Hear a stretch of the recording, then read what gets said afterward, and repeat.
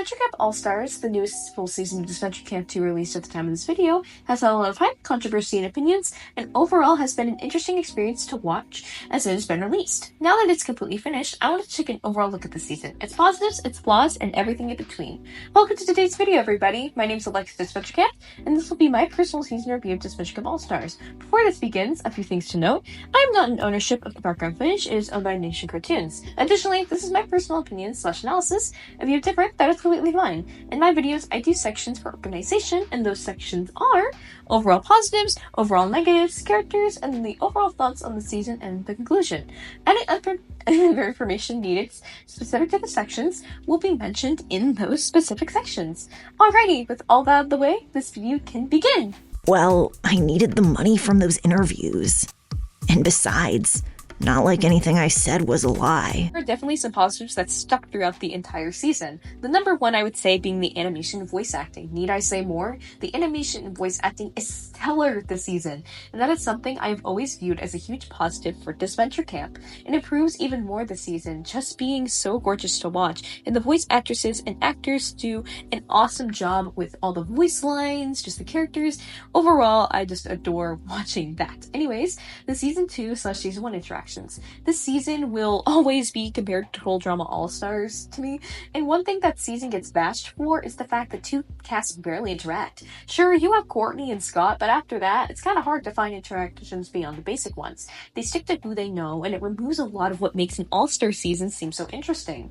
Here, that isn't the case. It's the opposite. No matter where you are in the season, you will get interactions between cast members from different seasons, and no matter your opinions on said interactions, they happen and hits that interest so well in that regard, and I'm really appreciative of that. Theme challenges. Disventure Camp has always had an episode or two with theme challenges, usually being horror themed, but this season takes that to the next level. We get a musical episode, a space episode, a superhero episode, and we ignored Disventure Camp All-Stars episode 14. The new outfits from them too are out usually stunning. For example, the piggyback outfits from episode 6. It's always a treat and elevates the experience of the episode tenfold. The cast selection. This cast was such a great choices. Despite some of them that raised eyebrows for others, in the end, I don't know how much better you could have gotten for a lot of these. Ashley and Connor allow for opportunities to get to know characters we haven't gotten to learn much about, while on the other hand, we also have returning finalists and winners, showing how well they do in another season like well. Overall, spectacular choices here. Moving on though to the overall negatives of the season. Well, I needed the money from those interviews.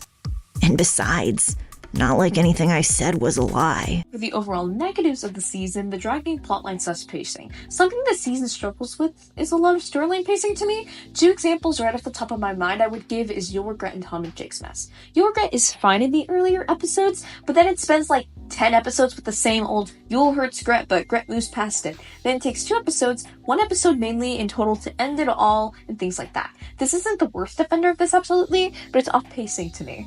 Jake and Tom's mess is dragged on till like episode 12. Technically, it's still in episode 21, so you could argue it's dragged on for 21 episodes if you feel like it, with a useless boyfriend line, the same conversation over and over. And I do understand that some conversations between these two probably do need multiple, but when it's almost the same thing every time, every scene, and continuing to prove why they shouldn't be together.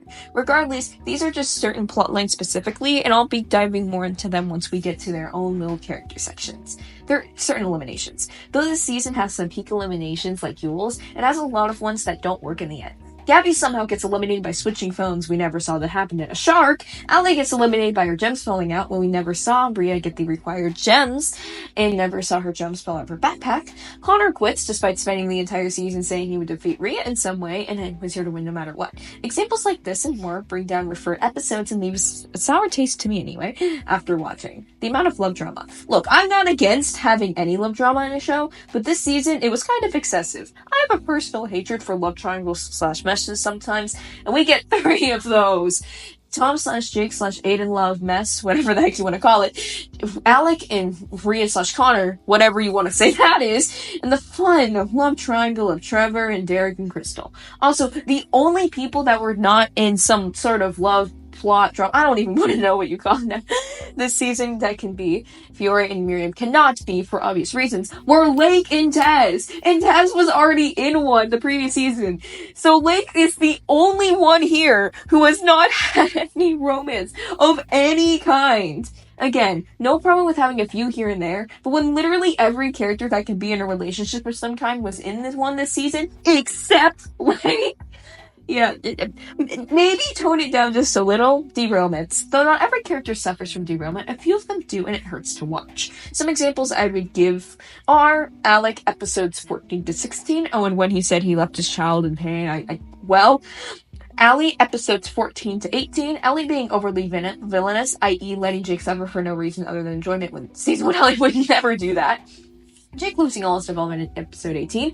I will never get over watching 18 episodes of him, and it's still at square one sometimes. More on all this later again, though. The roles for characters are never a positive to witness, and it's sad that it had to somewhat occur this season, too.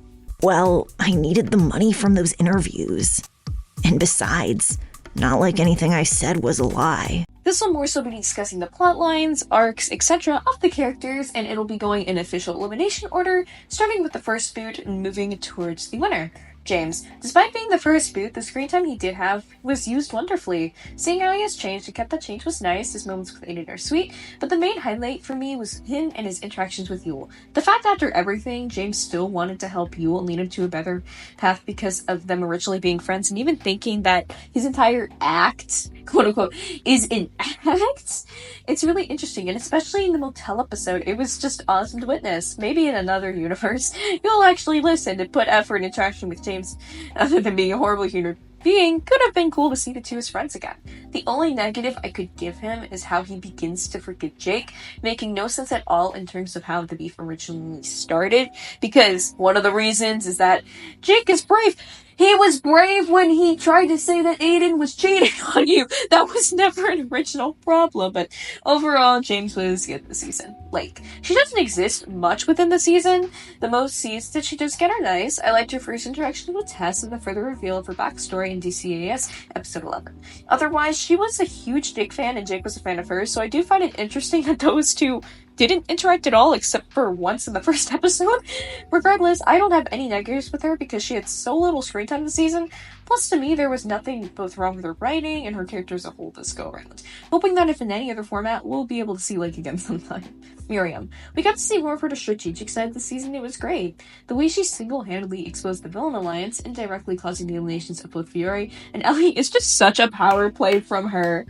Her dynamic with Alec is something I never viewed to have much potential till now. The rivalry come episode 4 was so cool to watch, and it really elevated that specific episode. Her interactions with Tom and Jake were, as usual, nothing to fully write home about, though. Something I find so interesting is how little after the season she's actually discussed.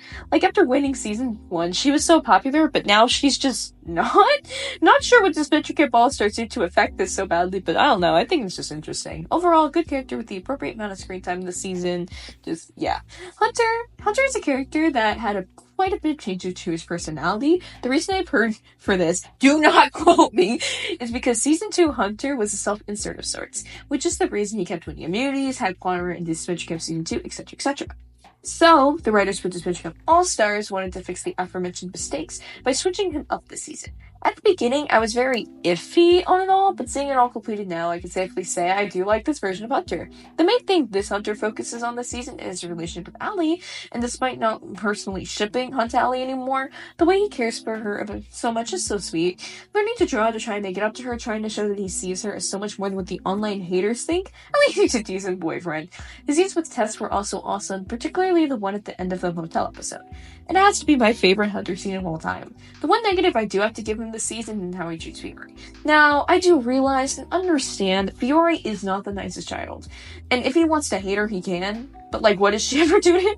Disregarding the motel, the second he saw Fiore, he was just like, why do we get the little girl on our team? And fair enough, he wants to win challenges, but that does not excuse me personally continuously attacking her no matter what.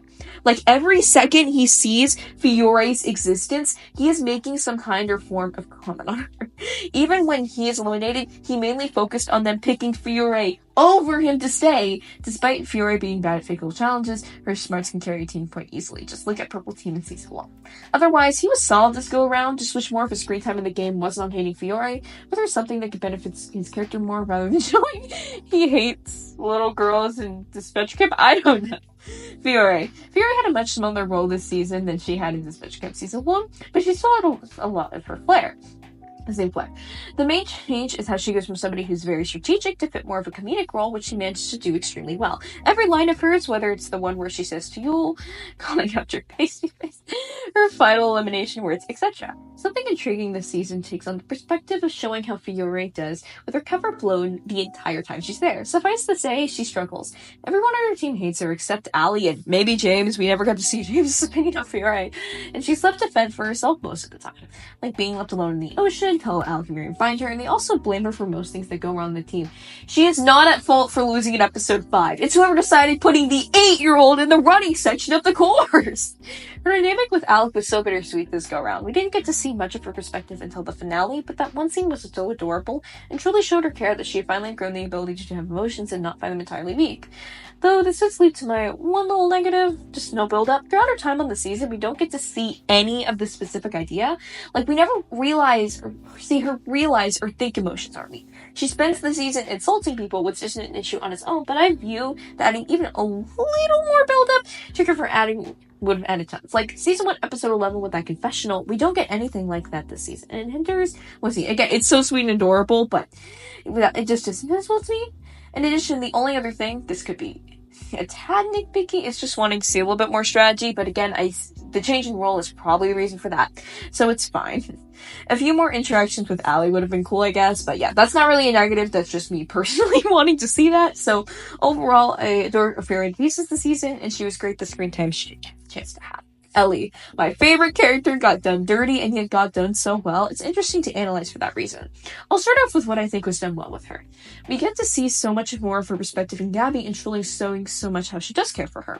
In the original Disventure Camp Season 1 and the relationship between her and Gabby, something a lot of people discussed was how little we got to see about Ellie felt about Gabby and the relationship at hand. We never got to see much of her perspective. Through episodes 8, the ending, 19, and 21 of Disventure Camp All-Stars, every piece comes together for her to both value Gabby and move past other things she wants except her money, because Gabby matters more to her. It's so sweet and continues to prove how wholesome and amazing the Gabby and Ellie relationship is. Her mini redemption arc could be my bias speaking here, but I really appreciated the positive light and her getting to just enjoy and have some fun, showing her chill side again in the game, which I somewhat missed this season, because in Season 1 she, her threatening Riya is also peak, to be honest, deserved on so many levels. The main issues that come with Ellie's character is how much more they push her into that villain role this season. I can easily see Ellie becoming a villain after Season 1. That isn't the issue. It's how they go about it is where it steers me wrong.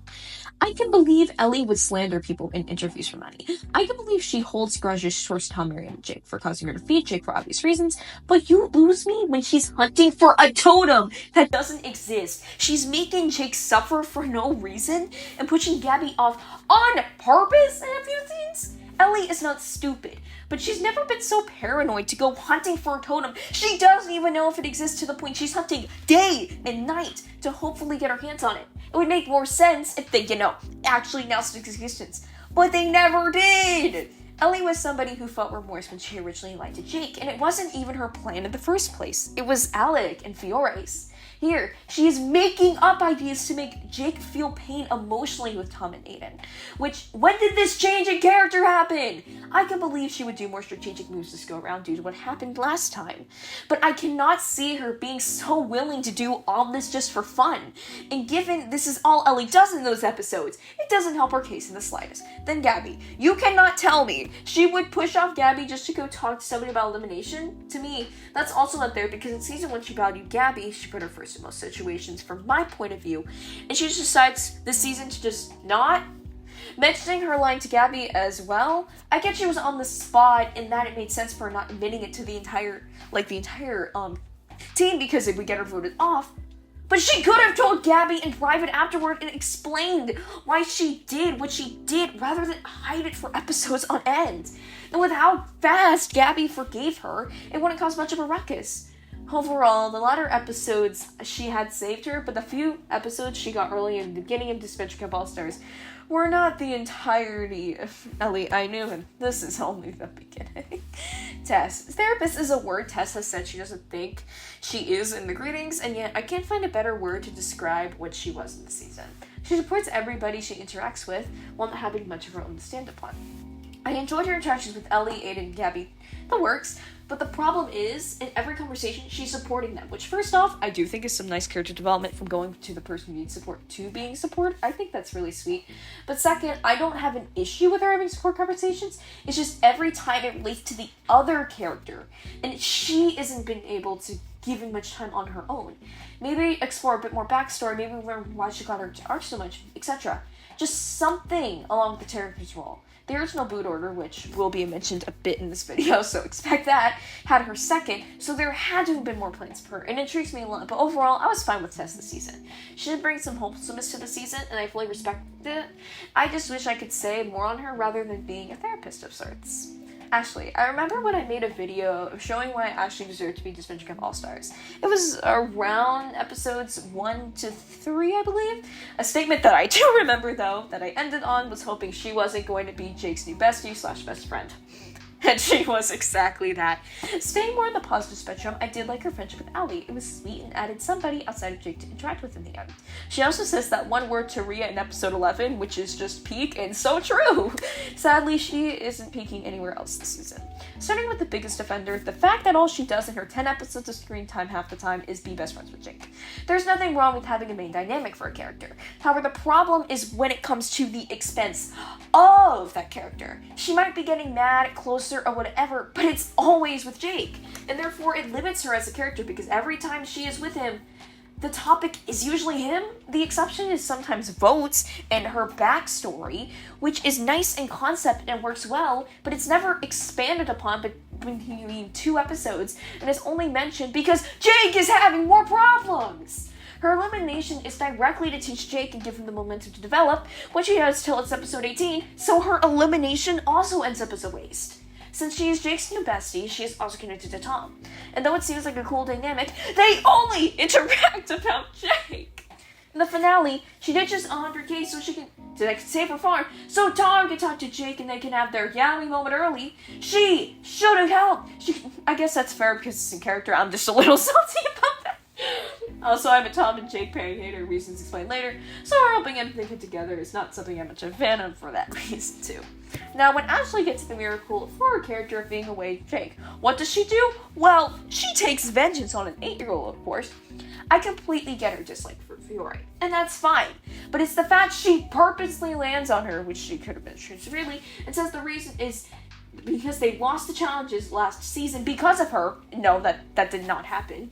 And she leaves her in other harmful situations. Despite everything she did do, Ashley is a 22-year-old, I hope I got the age right, grown adult, and Fiore is an 8-year-old child. I don't think it's that great of an image to be doing these things. And the sad part is, I know she had more than this originally planned for her. She could have been so much more. The original Elimination Orders for Disventure Camp All-Stars, Ashley was a winner in 3 of those original orders. Meaning, she wasn't always Jake's new best friend, and an immature adult towards a child. Somewhere in another universe, Ashley fulfills the potential she has to have, but, not in this one. Tom. Flawless exploration, I think, was the goal when it came to Tom this season, which I think was an interesting way to take his character. Did it succeed? For me, it was a very mixed bag. As much as I adore Tom in Disventure Camp Season 1, an argument can be made that he didn't have enough flaws. Sure, he lied, but anybody as a spy would do so. Plus, I think a lot of people in the fandom didn't see much wrong with how Tom handled the situation as relation to Jake, which was his main plot throughout. Since most people felt if Jake was the one pretty much entirely in the wrong for how they turned out, I think another goal was to show that no, Tom could also be in the wrong in the relationship, not just Jake, to those people. And how did it turn out? Interestingly, he went from someone who could communicate decently well to somebody who decided to ghost Jake for 2 years, mainly for their protections, not want to turn him again, which is a great setup in my eyes. It's just that this is never revealed or hinted on to Mole until episode 8. Not only that, Tom decides to be a hypocrite and gets close to the intelligence of Lindsay from Till Drama Island. He's 30! And I get that not every adult is gonna be the smartest out there, but I think Tom should be able to decipher the fact that no, the Postal Service does not deliver out to Camp Typiska, at least to them specifically. I think the goal was to do more comedic relief with Tom, and that's fine. I just think he should have had a bit. That's just my take, though. His plotline with Jake also is very dragged on and is suffering in every scene. It's one of these options. A lie to get the two apart. B, are you and Aiden the thing despite Aiden being a happy couple and you both knowing each other for like 2 weeks maximum and you two doing literally nothing to imply a couple except one scene? C, whatever other problems exist. It's a repeat upon repeat of the cycle for 12 episodes. It wouldn't be an issue as much if it didn't last, 12 episodes on end of this continuously. But enough on the more negative side. Onto some of the positives. I'm grateful beyond words that Aiden and Tom were not the next Lunkin. And they're just platonic besties, and I respect that so much for them.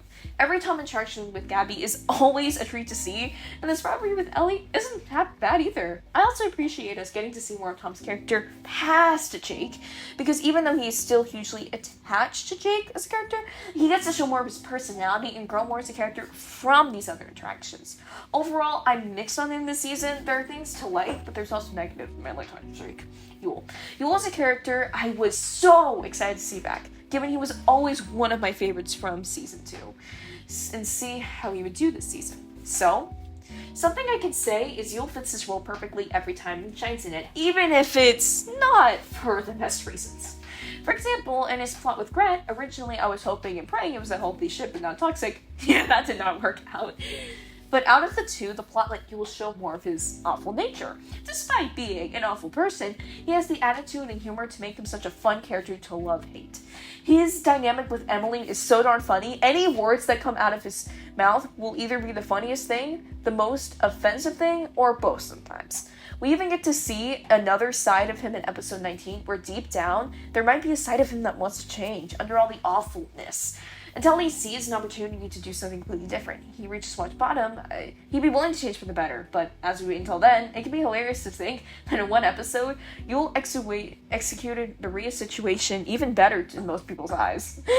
Speaking of being an icon, his other dynamics with Riya, Alec, are hilarious and great. He steals every scene he is in for the better or for the worse, and him helping Riya in episode 20 made the episode 10 times better. And the end to his character, him hosting a podcast, is somehow the most such a realistic ending for him. I can't put it into words. And no, just liking a more villainous character does not mean that person supports their actions. Just because I do like Yule as a character does not equal me supporting his actions towards Grett. Does not mean I support what he says half the time. Does not mean all that. I'm just trying to make it clear that I do not support Yule's actions, but I can still like him as a character. Just making it clear. Overall, such a well-written character. Everything about him works this season, usually. And he deserved even more screen time than what he got, in my opinion. He has now been stuck with an 8th place curse, and no matter the season, she can't escape it. Either way, she was a treat to watch this season most of the time, and was able to save herself before she got stuck in the derailment episode extravaganza. For the positives, her friendship with Grett was so good. The switch up from them being enemies to anything more is always a favorite trope of mine, and it's just executed so well here. It makes both characters stronger because of it. Every scene with her wanting to help Grett out of the Yule situation, it's just sweet and wholesome, and I adore that for them. Her dynamic with Ellie is always a win in my books. And just seeing how much Gabby truly cares with her constant compliments and acts towards her, they are the absolute sweetest. Her interactions with Tom are also nice. However, this leads to the first negative with Gabby this season. Her villain arc. Look, when she first went to the villain side, I was hooked. I was hyped. Gabby has such a high potential for her villainy. Maybe she could hide it from the others and become a double agent. Maybe she can use some of Ellie's strategies and carry on her legacy. However, she just randomly reveals her being against everybody else the episode after, making it obvious what side she was on, and though it's in character, it makes it more surface level and ruins so much of the potential she did have originally. Since we're on the villain side, her other side, the more evil side of her, which is what I'm calling it since I don't know what else to call it, is so wasted, it's unreal. From the end of episode 11, it returns, seeming to be making a bigger impact, but all it does is almost nothing, and therefore it is quote-unquote defeated by almost nothing. Despite it being brought up, it is almost used not at all within those 3 episodes, which makes the ending of episode 11 weaker and makes it feel pointless to even include that other side. Speaking of which, from the earlier episodes from 1 to 8, that Gabby had like basically no screen time. She was put so far to the side, only getting like one line here or there. She was lucky, only being there to be at least support me, which there is a little edge, but it's kind of fixed up ASAP. And it's kind of forgivable when you really think about it. I don't have a problem with that, but I think it's interesting that there is nothing done with the potential of Wobbly Save Gabby Ellie. It's fine. I prefer it because like watching them have angst hurts a lot in a sense. But her other dynamics in the Villains Alliance, such as hers with, say, Riya and Alec, also has some potential. I understand that there's only so much screen time when it comes to the show, but given how she's a new member, I wish we got to see those dynamics a bit fleshed out more. Despite all of this, I am a huge Gabby supporter, and I truly did have a lot of enjoyment of her character this season. Gabby was robbed and should have won the season. Not Dan. Aiden. Seeing James and Ellie get eliminated back-to-back made me excited for what we were going to get with Aiden's character, mainly because of how dependent on James Aiden was in Disventure Camp Season 2. So, what do you think happened? A. Aiden got a solo arc with development. B. We got to explore Aiden's backstory and grow his original character. Or C. Make him a third wheel to the Tom and Jake mess. Because why not? If you guess C, you are correct. Because why, quote-unquote, develop a character when you can make Jake think that Aiden and Tom high-five they're a thing? Now that is what we as an audience want to see. Definitely. Jokes aside, Aiden is somebody that we really could have seen have a lot more development, but we didn't get much of anything about that. We get to learn he was a musical theater focused, same, and had trouble with auditions, same, but that's mostly all the expansion we get with Aiden's backstory, nothing more or less. He stays the exact same from start to finish, except he learns that Jake isn't as bad as he originally thought. For 15 episodes, and compared to a lot of other characters who also had a lot of potential, I had a bit higher expectations for Aiden to do more and develop more. And it was right in front of there to be used. He has a backstory. You could explore more about his acting career, since why not, or more musical theater, because none of the other characters are musical theater. Show that. Further push his wanting to do this for James and Lake. Show more of his strategic side. I mean, he wanted to be on the show for so long. He even dyed his hair to appeal to the casting directors. Maybe explore that. The possibilities with Aiden are endless because of how many things he does have for him. But all he does this season is become Tom's bestie, Jake's bestie, and talk to Tess once or twice. I know Aiden could have done more. I know he had the potentials. In the positives, his moments with James were sweet, and I always love to see more of the Lake friendship. And again, the fact that Tom and Aiden just were platonic besties were really nice. Despite me wishing he did more, I still did that one specifically. Not when Jake was jealous of. Not that. But otherwise, Aiden was a disappointment to me this season at the end of it all, and I wish he wasn't, because I wanted to like Aiden again and not view him as somewhat bland. Alec. Wasted potential is the two words that first come to mind when I think of Alec this season, starting though with the things I liked. Something I will always owe to Alec is not only the creation of the Villains Alliance, which allowed for so much great strategy interactions and a more entertaining merge, saved a bit of the latter merge too, but also his subtle dynamic with Fiore. I say subtle because it was more actions and not words, which I loved. Alec had nothing to gain when he manipulated Jake for himself, but for Fiore, it saved her for maybe a few episodes, yeah, but it gave her a fighting chance, showing that he still cared for her and was willing to help, and this was before the Villain Alliance. We continue to see this in episode 11, where you could argue part of it was just so he could have another Villain Alliance member back in, but in the end, I like to personally believe he did truly want Fiore back in the game. Now, something you might have noticed is most of these actions I have mentioned happened at the beginning of the season, like episodes 3, 4, 2. Well, that's because that's all the screen time he really gets until latter version. We'll discuss that in a second. Sort of a Gabby situation. He's pushed to the side, only gets a second of screen time if it's like a quick strategy conversation with Riya, or if episode 5 switches discussion, maybe an extra conversation with Connor. The difference between him and Gabby, though, is the fact Gabby eventually got her shine in episode 9, but he's stuck in that sideline position until episode 13 about. Once episode 14 hits, he gets his arc, which I would more consider a derailment. And the only thing I think most people remember if you ask about Alec in episodes 5 to 12, all they remember is that one line about him leaving his child in pain. And then he got his redemption arc. And I'm not against him having one. I think it has potential, with how Alec lost his wife, job, etc. Where it fails is making every part of it revolved around Connor. It's like the second Connor returned, Alec dropped everything to apologize to him for kissing Riya. And there's nothing wrong with an apology unless it's done with episodes, and episodes on end, entire ones. He becomes unbelievably desperate for the forgiveness out of nowhere. And though yes, he was desperate in episode 13, he was drunk. And when you're drunk, you're more prone to revealing truth. What makes it more odd is though, yes, Connor and Alec had interactions here and there for the stretches of episodes 1 to 6, but it was never shown to me this much to Alec, to where he'd be taking these actions to the extent he was in the show. Additionally, his continuity for how he feels about Riya is whacked up, and I question it. One episode, he's awkward and almost sad about Riya not having romantic relationships, and the next, he's completely over, so very annoyed, and I think they fully ruined Riya, so Riya ended up alone in the finale, but it still hurts to me personally, because every piece of screen time he did get, episodes like 6 to 13, except like episode 1, were all with him and Riya focused, so it makes that feels like someone a waste, and it was all going to crash and burn, and their duo was so entertaining. If one part of his redemption was going to be about apologizing to Connor, that's completely fine to me, but when the entire thing is given fully revolving around that, how much is it about Alec? How much is that earned? Not only that, it's thrown to the rush in episodes 14 to 16. But when he had multiple episodes before to have much more time to discuss, whatever this redemption thing is, there is no really excuse in my eyes. And since he is just Chris Fire, he doesn't get much screen time besides this. The mark he leaves on the season is whatever this redemption arc is sometimes, except the beginning. In the beginning season, Alec is just peak.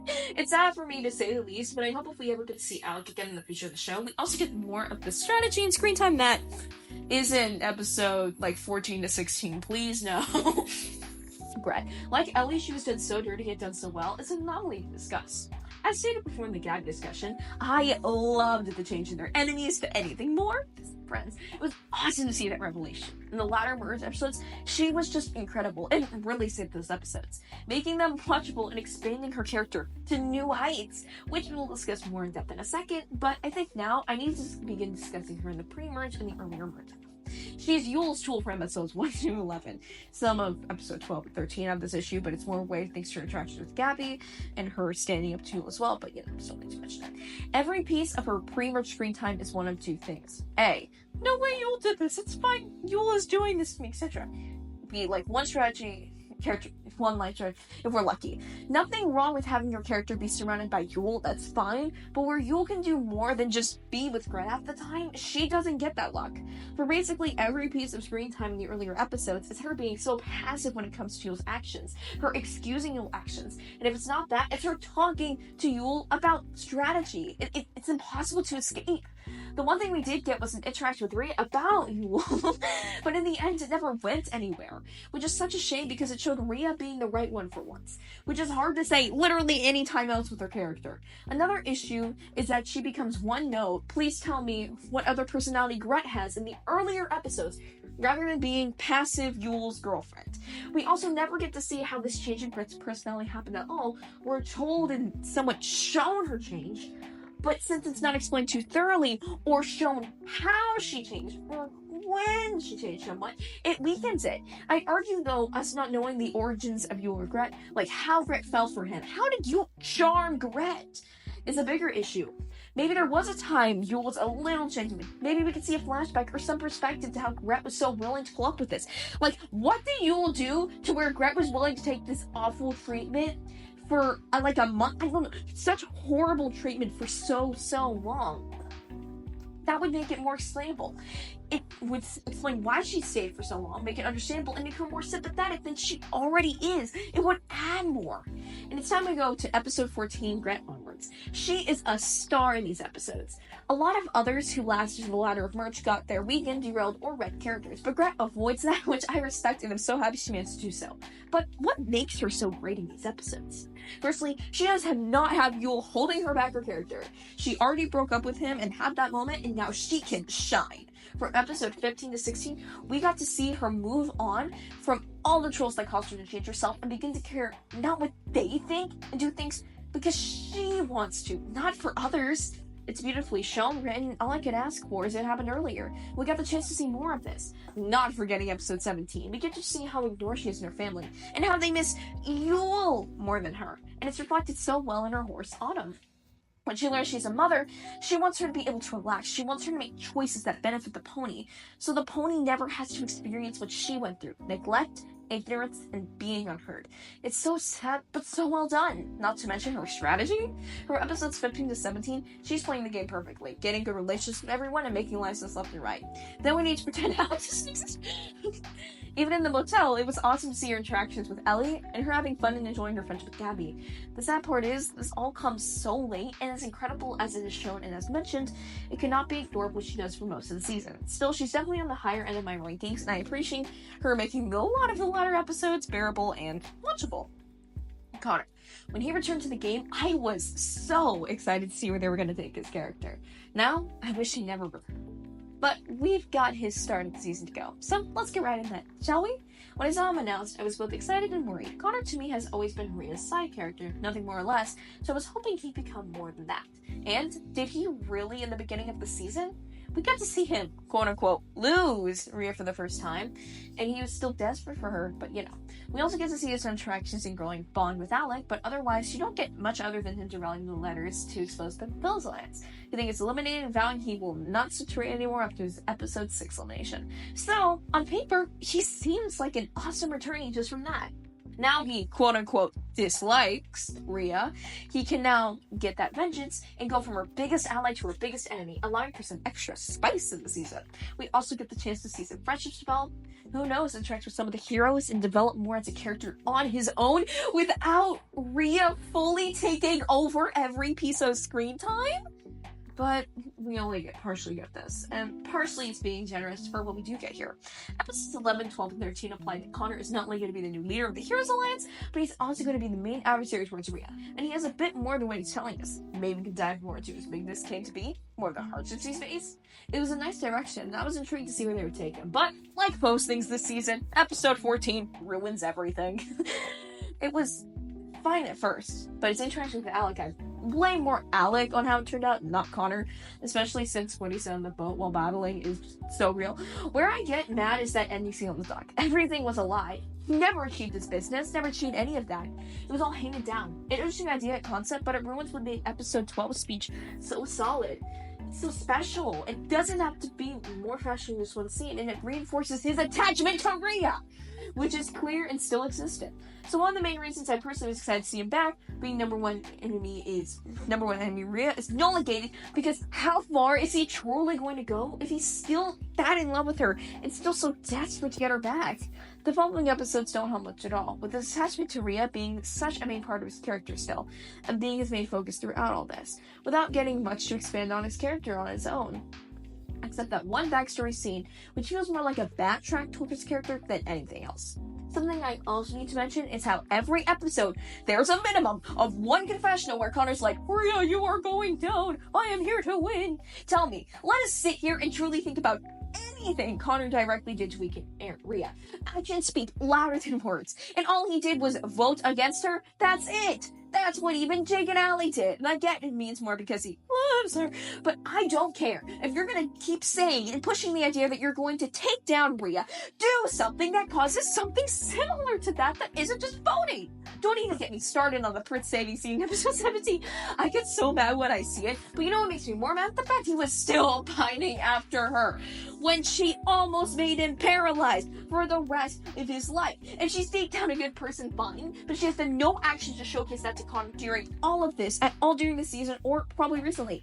Not to mention episode 18 where he's all, I will beat Riya again, when he doesn't even tell Jake and Riya, Jake and Ellie, what Riya did to make them fight again, when he knows? Oh, it gets worse. We get to watch him somehow beat paralyzation following here, and you think the very next episode he would stay in, or if he got eliminated, he would get voted off. Wait, what do you mean? He quit?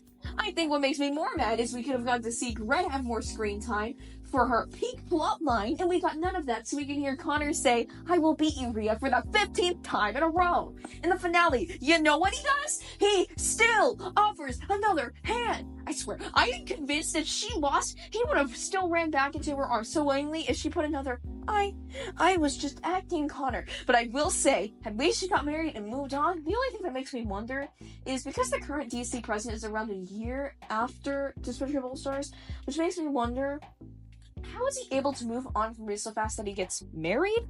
And we have to just explain, he was willing to still be tolerating her after he almost got paralyzed. So, at least at this point, he's not with Riya in any capacity. What makes me so mad is he never really got any form of revenge, any form of proving what he was saying was true. And I wish his character got so much further from Riya, or at least changed the dynamic in more than just words that never meant anything of the truth. So in the end, Connor to me is still Riya's assistant, Riya's side character, that now has a backstory moved on luckily. Hopefully I have more positives for the final 3, right? Right?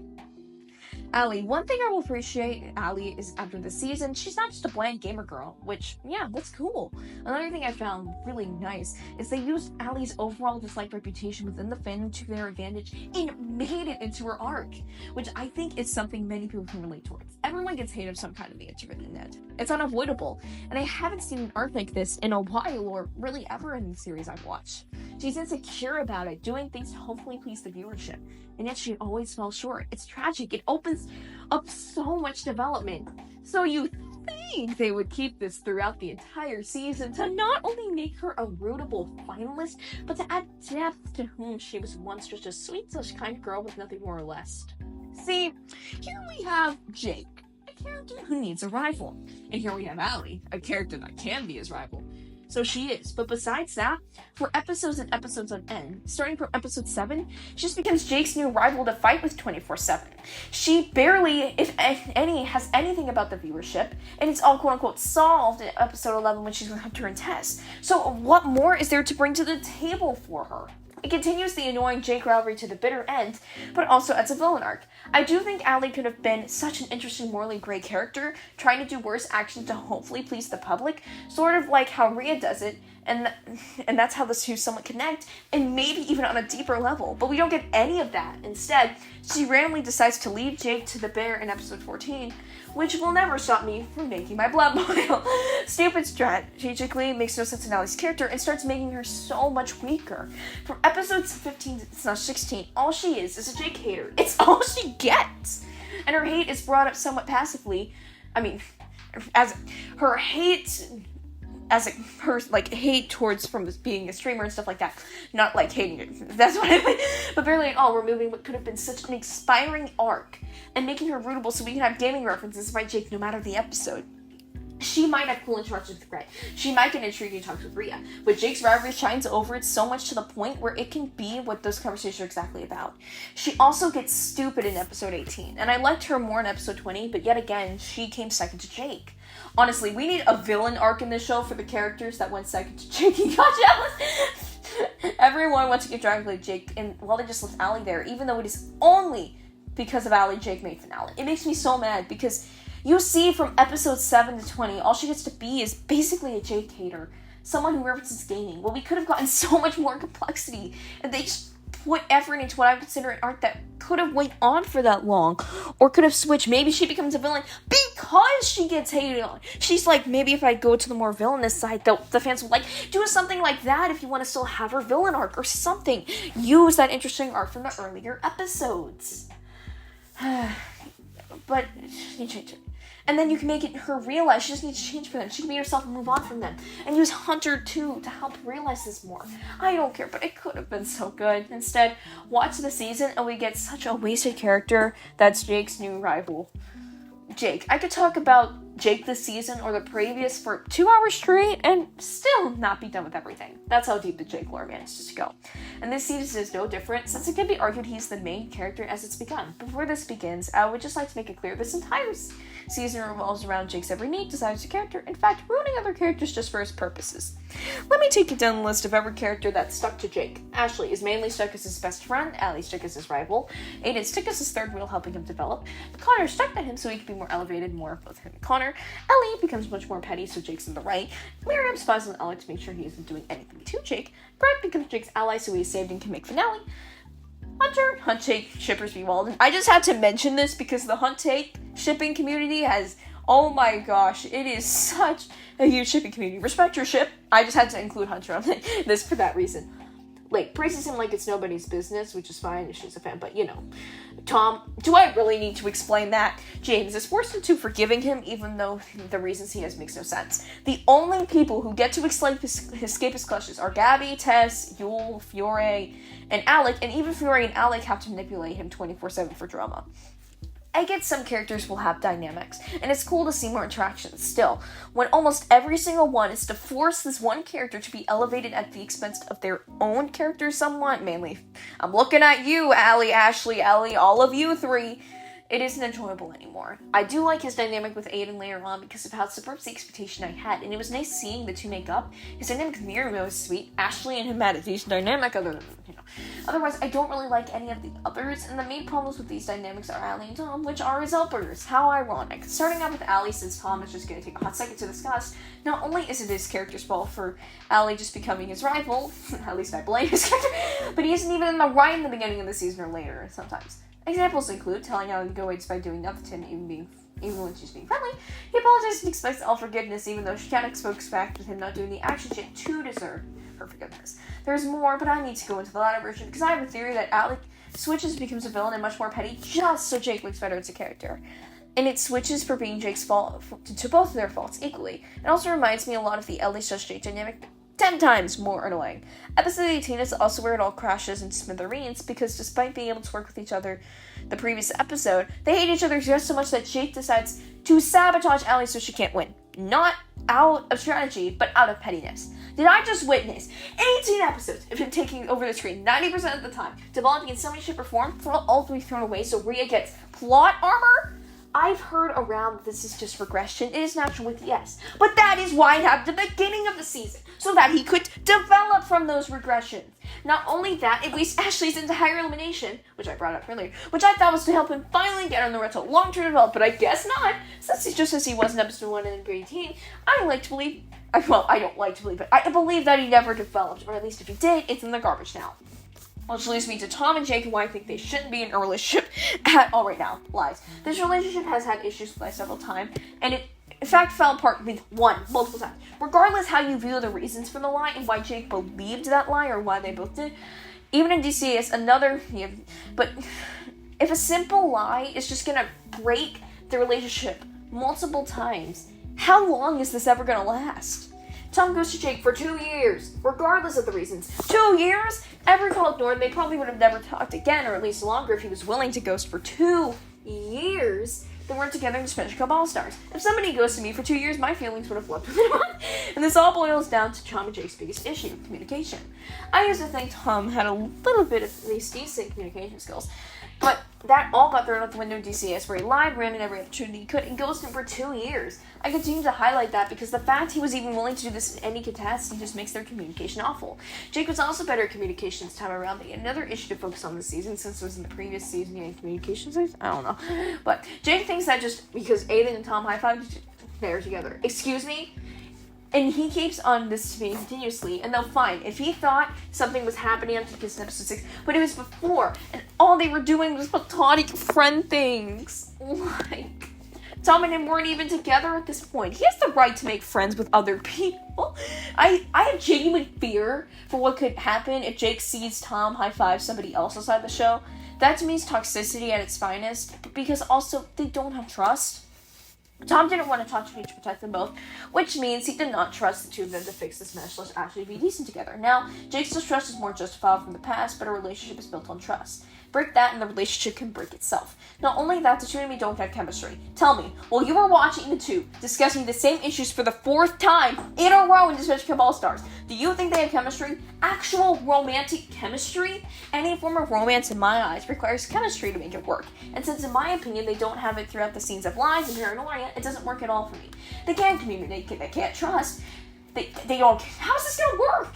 There's probably other reasons out there for them to get together, or reasons to not. And I'm not saying they can't work out these issues in the end, but after the scenes in Disventure Camp All-Stars, I don't think they have fixed these issues fully. Therefore, them getting together is just, it's too soon to me.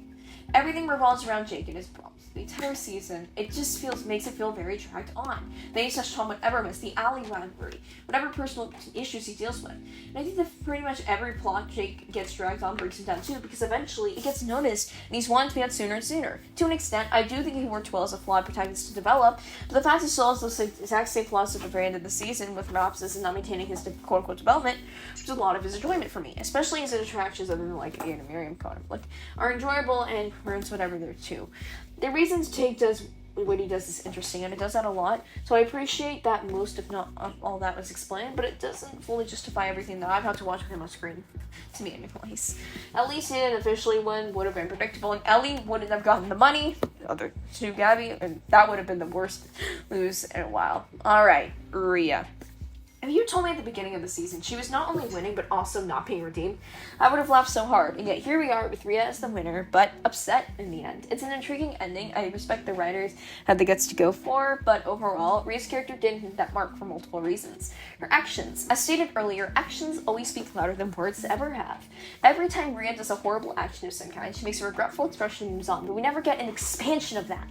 I loved the camera scene in episode 17 because it expands on that. It shows a view of how Riya wants to change, but won't because she values her acting career more. Show that! Show that, please! But instead, we were shown as 14 attempted murders. Oh, you think I'm joking? She pushes Aiden off a plane, cuts the lever from both Jake and Connor's pulleys, causing them to fall, kicking rocks at Alec and Connor, pushes Connor off the horse, breaks Connor's ankle even worse in episode 20, leaves Alec, Fiore, James, and Jake to die, throws rocks at Ellie, causes a tiger to get Gabby, and then after attacking Gabby, make an attack Tom, and then slits Jake's throat. And the best part is, there are even multiple compilations of these acts, so you can watch them too. If I'm meant to believe that deep down Riya is somewhere a good person, what she used to be, the actions I should be seeing should at least somewhat reflect that. In essence, how good of a person can Riya be deep down if she's tried to kill people 14 times? And I'm not even including the first time when she left Aiden to fall off a cliff. How am I meant to sympathize with somebody like that? Spoiler alert, I don't take that over here, Riya. She also gets the crown for the most inconsistent character right there on the field. I loved her from episodes 1 to 4 because of both her expressions, actions, lines. They all show that deep down, Riya was a better person, but outside, she was doing different for the cameras. But for episodes 5 to 12, none of that exists. She doesn't even have those remorseful expressions. She's just a brat with no remorse and no show for supposed complexity. Episode 13 is the only other episode I would argue does decently, because to be drunk, we get to see inside how she truly feels and cares, but we never see otherwise. We get to see she cares about Alec through actions too, but in episode 14 onwards, we're back to square one. We do get one remorseful look, but on the other hand, you see her encouraging Allie's attempted oofing towards Jake, deciding to do his uniform because she can't get away with any crime at this point. It's hard to believe and see that good side of the actions just won't show it. Then episode 17 whims around, she randomly decides to be sympathetic, quote unquote. I guess that was the point, to show Riya isn't some heartless monster, and that deep down she feels some remorse, but at this point, too little, too late. 17 episodes, multiple attempted oofings, assaults, encouragements, and even more inconsistencies, not showing any care towards Alec despite the previous. It doesn't work. The next episodes also have to be dumb down the other contestants so her plans work perfectly, or just not show how she managed to get through the challenge. Looking at you, episode 20. So her plot armor feels forced, makes you want her out sooner. Then she wants the money, but now is alone. First off, I completely can see the reason for her not getting enough karma, because all she did, on the other hand, I view it as her worst nightmare coming to life.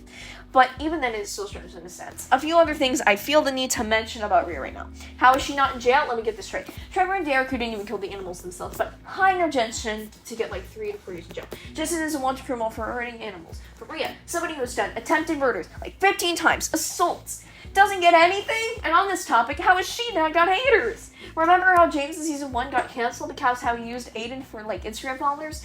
Riya left him to just oof. How is she not canceled by everybody?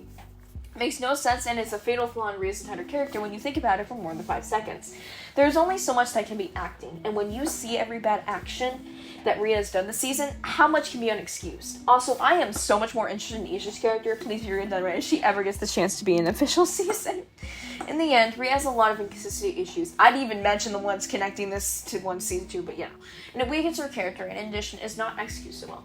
This idea of a character and arc has so much potential, but it isn't giving the writing it needs to be a star-stricken masterpiece, or at least good. We've got all the contesting characters out of the way, but production? Yeah, this season is no stranger to having a large production cast that we get to see sometimes, so let's get them discussed. Marcus and Nina. Basically, both of them were non-existent this season, which I'd argue is a shame. Nina did get to throw Aiden off a motel, so I mean, she did get to do one thing, and Marcus got to tell Crystal the most backbone advice to, like, follow your heart. I don't know. Yeah, no thanks. I wish they had more to do, more scenes, but it's fine. The scenes they did get were decent. Oliver.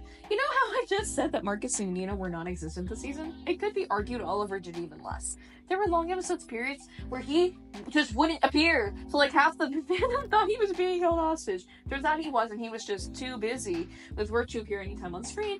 And when he did, he was a snitch. Whether it was snitching on Emily/Trevor, those were his major C's, and I find that somewhat hilarious, but it's fine that he did get the most screen time, but I think I would have personally appreciated like a mention or two and more episodes so we know, yes, he exists, yes, he's doing things, rather than the hostage theory or something like similar coming back up again. Crystal. She was serviceable, nothing more or less really. Her not wanting to be a host again due to the stress getting to her is interesting, but the issue with Tremblay of the World was much more interesting, nor did it fully get much development, so it kind of ends up being serviceable and hollow. The one thing she does get the chance is to develop her not only quote-unquote falling in love with Derek, but getting a fling with him, which was cute for a short period, and it allowed for some interesting exploration that was never really used because traffic needed to happen, and it needed to happen now for some reason.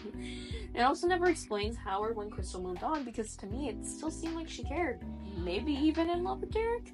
It never gives Crystal that chance to showcase the pain and can be move on, which I argue is another missed opportunity because as of now, it's a plot hole when it comes to her. Regardless, she works as the main host, and I'm fine with how she was done this season. Trevor. I remember a comment where Silly voice actor Trevor saying that by the end of the season, Trevor would be, and all of our, will be some people's top 10s. Don't quote me on this. This is just from memory. If I'm wrong, I could be, he was not near that. So Trevor gets the most screen time out of the production. Its entire plot revolves around Derek. Them realizing his feelings, them getting jealous, and him getting what he wants. There is a positive to all of this. His dynamic with Emily, which enhances his character because they're adorable, have fun interactions, and they deserve screen time.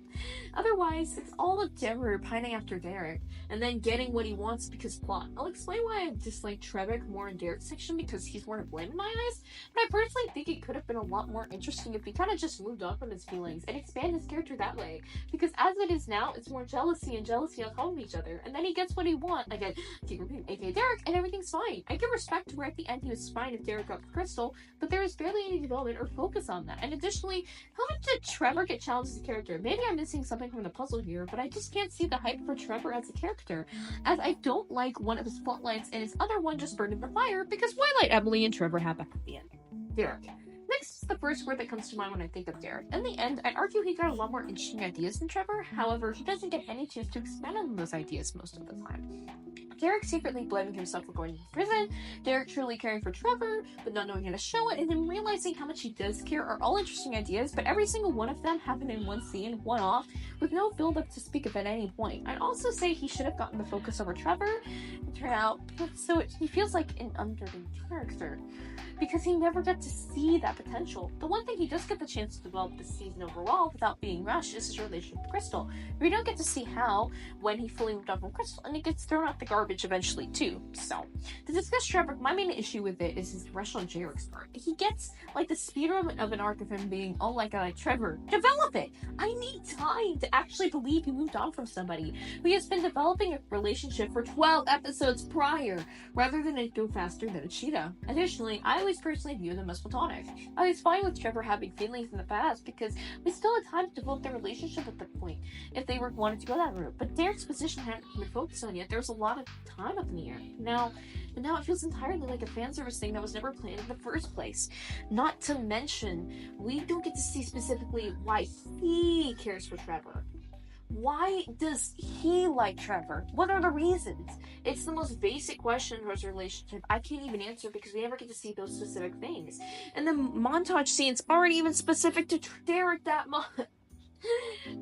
Show to us if this is gonna be a thing, make it rootable, make it wantable. Especially since the two are hosting next season instead of latest scene with the carnival. You can find it up if you look it up on YouTube. This dynamic should be built to a decent degree. In the end, I'm mixed because I know he wasn't too horrible, but putting pieces together, I just wish he had more to do, or got the chance to show his perspective. Emily, why was she in this season? Why was she so derailed, so shredded? I'd argue she's the worst production member of them all because she has no reason to be here. Let's look at what she did in this season as a whole real quick. Tried to help Yule fix his relationship with Grett for money. Nina could have done the same if she wanted, or rather, maybe Yule somehow just actually gets a contract with his manager. Maybe even Derek decides to go on the dark side and uses this as an opportunity to make some money. Helped Trevor with Derek. Oliver 1000% could have done this, allowing for him to get screen time, but also see that even further show the lesson that people can change was partially the same again as last season. Interviews with the contestants at the beginning of the season, Oliver could have done this, maybe even Marcus and Eden if he wants more spice. Getting revenge on Crystal. This could be very well Derek planning to do something at the beginning, but changing it by realizing Crystal chill. I will admit this one is harder to pinpoint who would actually replace this, but to be honest, does anybody really want this to happen again? Emily as a production member was meant to be bringing drama out from the professionals to justify herself there, but she didn't do any of that. You could argue she worked with you and brought up drama there, but A, she was fixing drama instead of continuing, and B, that's literally one example. If her entire point of a production member is to be bringing out drama, then she should be doing that. We gotta discuss her derailment now. Tremblay gets ruined because Ellie decides it's time to pull a season 2 Riya of pushing him off a cliff for no reason. Also tries to oof the rest of the contestants to get the show canceled. Which they can see on cameras, you did it, so you're just gonna be heading to jail for the rest of your life. More importantly, Emily was never shown to be this evil.